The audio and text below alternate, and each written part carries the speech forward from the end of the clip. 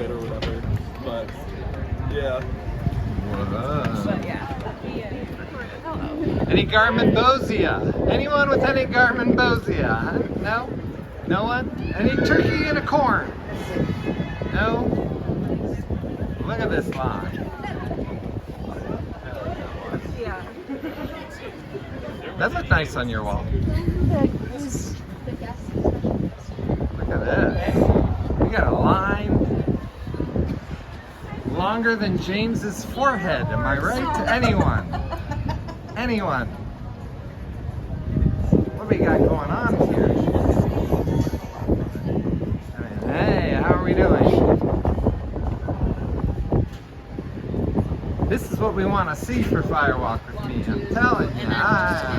Look at it, it keeps going on from there. We don't care about you. You're too far back. Heck with you. Moira Kelly or Laura Flynn Boyle? Moira Kelly does. Yeah, that's the right answer. Of course.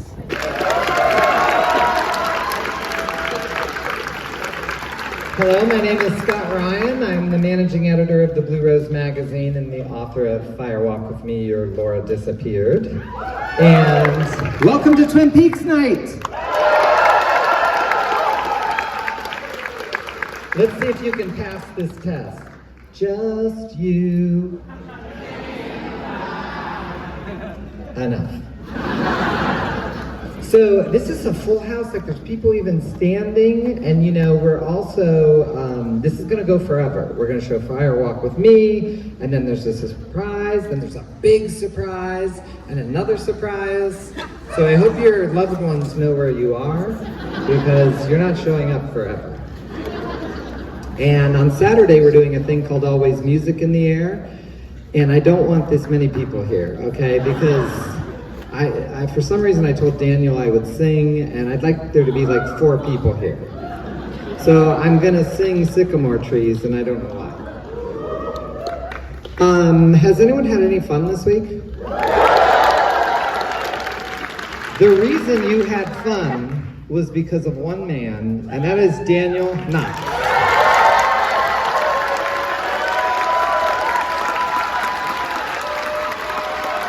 Let's go.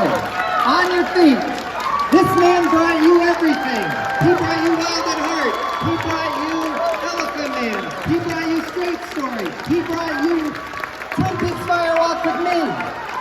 He worked his butt off. He would call me at 2 in the morning. He would say, oh, this Blue Velvet parallel. I don't know what Rats is. It's a commercial he did once for New York City. Should I put it there? I mean, he sweated over every decision, and that's why we're here. Oh, I just remembered, you told me not to, like, get too big.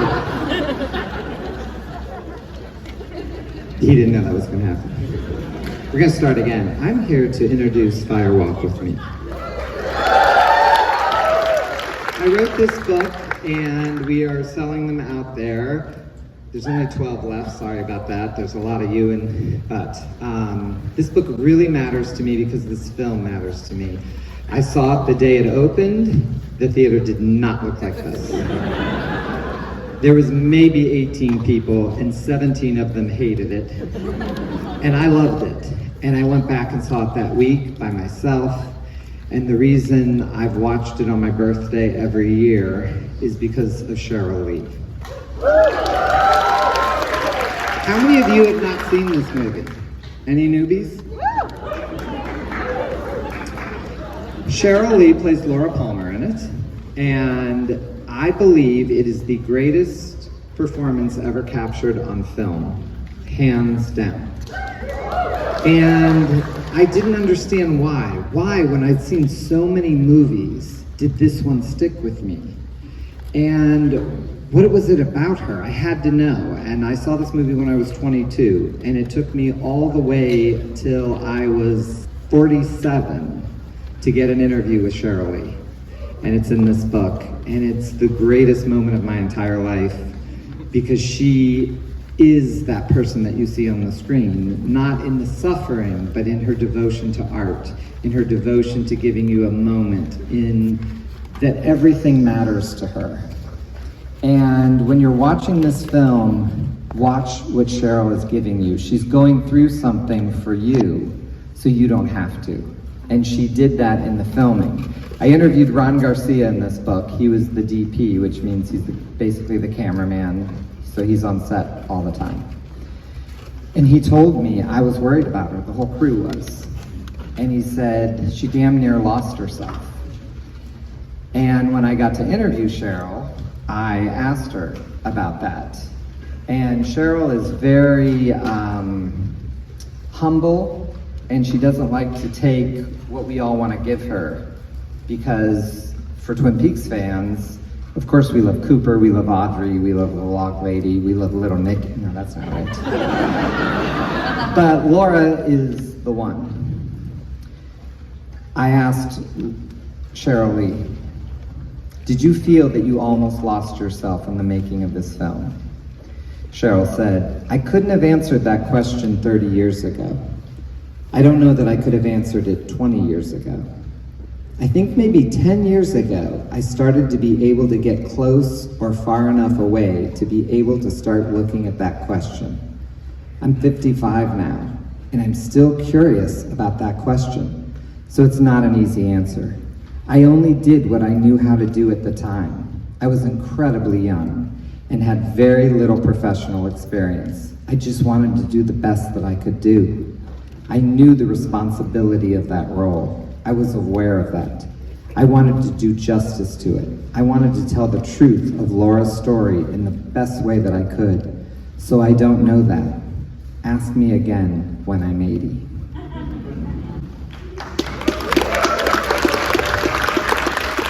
I hope, and I know, that you will damn near lose yourself in this film.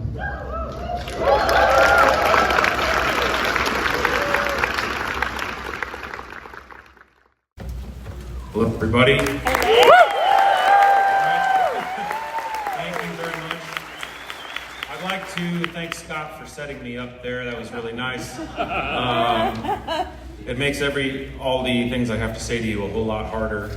But I appreciate that, and I really couldn't have done this without Scott. I really, all of his advice and all of his help and you know, answering the phone at odd hours about weird questions about short films.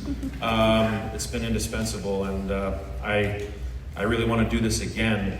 I really want to do this again sooner than we did last time. And I want to say that, you know, before David passed, the original plan here was to do a Twin Peaks festival. That was the idea, and I had it mapped out.